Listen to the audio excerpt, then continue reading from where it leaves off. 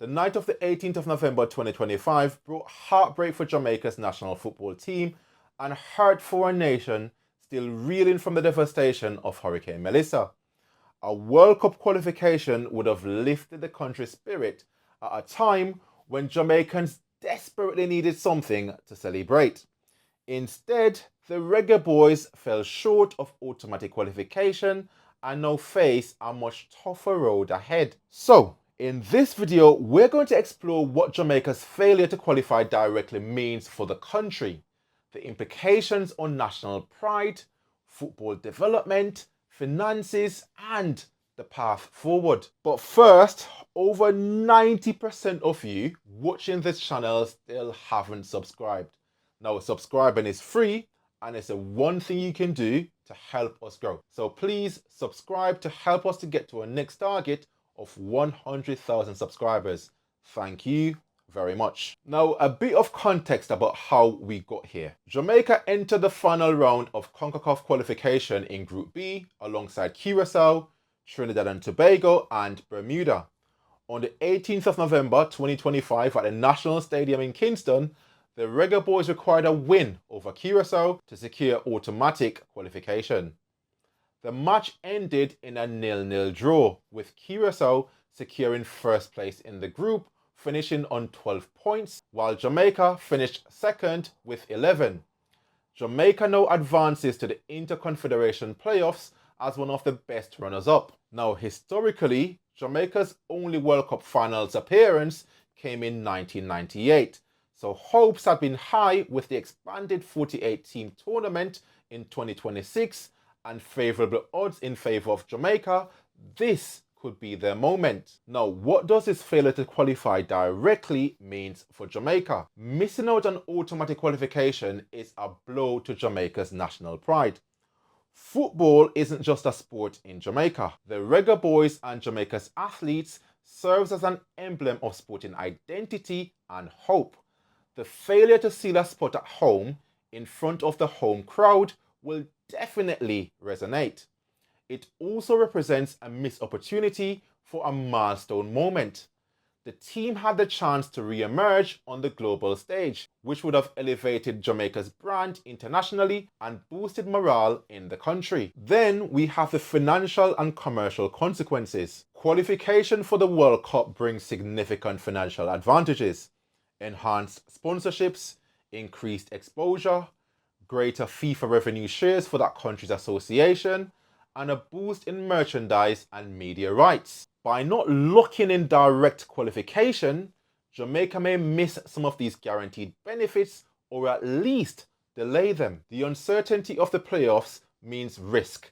If Jamaica fails there, the missed window may carry long-term financial opportunity cost for the Jamaica Football Federation and its funding model. From a sporting perspective, failing to qualify automatically can also hamper momentum. A World Cup appearance would have offered experience for players, exposure for emerging talent, and raised the profile of the football infrastructure in the youth programs in Jamaica. Now, instead of celebrating qualification, Jamaica must now refocus on a high-pressure knockout-style playoff path, which is less forgiving and less predictable. The result means that Jamaica's margin for error has shrunk. Now let's look at the psychological and coaching implications. The fact that Jamaica needed a win but drew 0-0 in a home fixture will raise questions about mindset, tactical approach, composure under pressure, the squad depth, injuries. The coach and the federation will face questions about preparation and whether Jamaica has closed the gap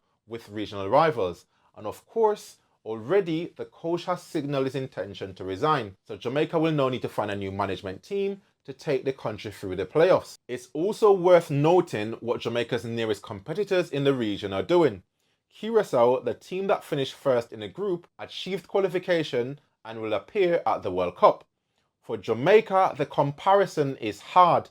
A smaller nation achieved what Jamaica could not achieve in that moment. In the Caribbean context, other nations are also improving. Jamaica's failure underscores that past success doesn't guarantee future achievements, and investment and consistency matters. So what's next and what's the potential path forward?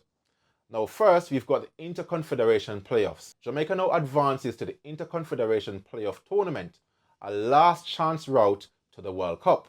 One step up there and that dream ends. This demands mental resilience and tactical sharpness. The country may also need to refocus on the squad, evaluate player selection, injuries, availability of diaspora talent. Jamaica has been tapping into players from abroad recently. Is this still the right thing to do? They also need to invest in youth and infrastructure, ensuring that the pipeline of talent that comes through doesn't continue to dry up. Now, even with this setback, Jamaica needs to capitalize on fan interest and maintain support rather than letting disappointment erode enthusiasm. If Jamaica cannot make it through the playoffs, the consequences are going to be deeper.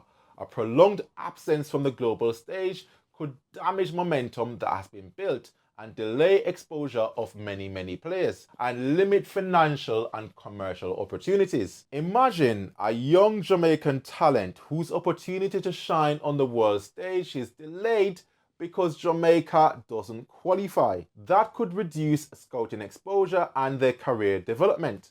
Now consider local investments.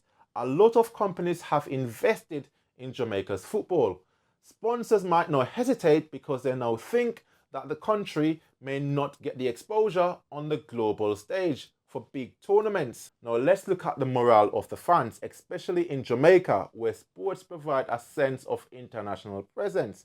This non-qualification will affect all of that, especially for a tournament where many Jamaicans expected the team to qualify. So Jamaica is finding itself in a very precarious position is a reminder that football success is fragile and requires continuous investment, management and momentum.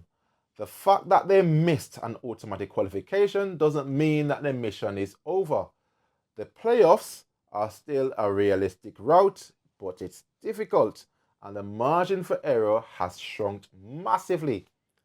Now, for the country, the implications are significant.